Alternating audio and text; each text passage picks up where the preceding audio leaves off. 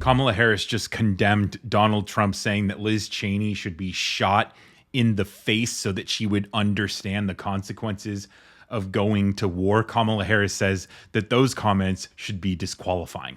And then, even worse, he has increased his violent rhetoric, Donald Trump has, about political opponents, and in great detail, suggested rifles should be trained on former Representative Liz Cheney.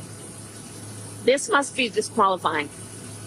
Anyone who wants to be president of the United States who uses that kind of violent rhetoric is clearly disqualified and unqualified to be president. Representative Cheney is a true patriot who has shown extraordinary courage in putting country above parties. Trump is increasingly, however, someone who considers his political opponents the enemy, is permanently out for revenge, and is increasingly unstable and unhinged. His enemies list has grown longer, his rhetoric has grown more extreme, and he is even less focused than before on the needs and the concerns and the challenges facing the American people. Now, of course, that's what a presidential candidate should say. No presidential candidate should talk or use the imagery of murdering his political opponents, but here we are. Here we are. And when Donald Trump was given the chance today to respond, maybe take back his comments, not only did he double down, but he lied about what he said.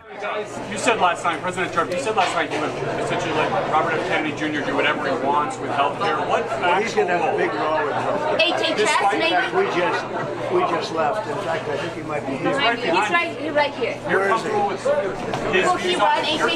his views on vaccines, Mr. President? We'll be talking about a lot of things, but he's going to have a big role in health care, very big role. Is it HHS, maybe? He knows it better than anybody. Some views that I happen to agree with very strongly, and I have for a long time. For years, you and I would we'll be seeing it as. What about his views on vaccine and maybe a position of all HHS? Of these things we'll be talking about. Donald Trump there saying that, yeah, she's a war hawk. She killed people. So I was right to say what I said. And I said that if she had a gun, she would understand the consequences of being a war hawk. But that's not what Donald Trump said. Donald Trump said that she should essentially face a firing squad so that she would understand the consequences of being a war hawk. Also called her dumb, called her repulsive, called her a number of things, all the while complaining that Democrats are calling him a fascist. No. Ignore that he's using fascist imagery like murdering his political opponents. Yeah. Ignore that. No. The Democrats are the ones who have to turn it down.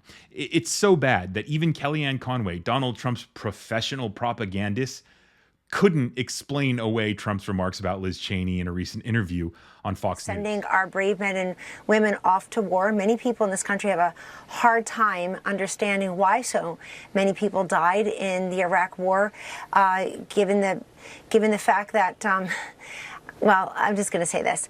Given the fact that people in this country are very divided on those times, I won't express my own opinion on it except to say that I was in the White House with the Commander-in-Chief when he had a very hard time every month calling those soldiers' parents and signing those letters like, "Dear Mr. and Mrs. Jones, your son died a hero." And he said, we send these kids to Syria. And that's when you know it's bad for Donald Trump, when your professional propagandist can't explain away you talking about a firing squad murdering a political opponent. Oh, it's getting really bad. And I'm afraid that we're not even at the bottom of the barrel. We had Madison Square Garden, the racist, misogynistic comedians and speakers talking about Puerto Rico being trash, slaughtering Democrats. And now you've got the words coming out of Donald Trump's mouth, 9 guns shooting Liz Cheney in the face. I mean, this guy is batshit insane. He knows, we've seen exit polls come out that show him getting trounced by Kamala Harris. He knows that he's going to lose this election. He knows that he's not going to be able to interfere in the trials against him, in the investigations against his past misconduct and wrongdoings, and that he's potentially going to face jail time. We also have new reports that there are photos that show Donald Trump with underage topless women with Jeffrey Epstein. And we're getting more and more news and information about the relationship he had with Epstein, and it is not good for Donald Trump. So as Donald Trump and his name and his legacy slide into the depravity and the darkness that history will remember him by, he's backed into this corner, and his claws are only going to get sharper and sharper. So look forward to that, because in a few days, America is going to reject him like we should, because if he were to get another chance with Project 2025, surrounding him with just a bunch of cronies and yes men, and the immunity decision by the Supreme Court, we know that Donald Trump would love to put his political enemies in front of firing squads, without a doubt. So America is going to reject that in a few days, thankfully, but the claws are going to get sharper and sharper.